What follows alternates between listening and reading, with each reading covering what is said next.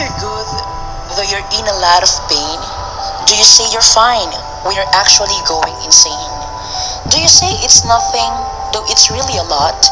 Do you say you're okay when you're really not?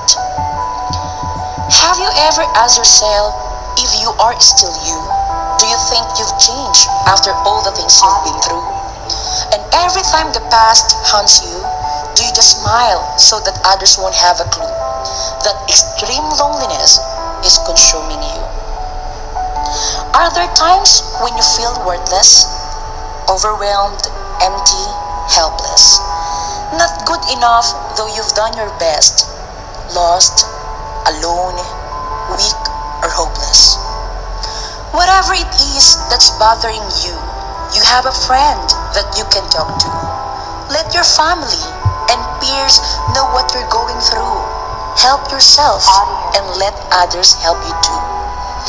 Don't let your sadness result to illness. Be happy and live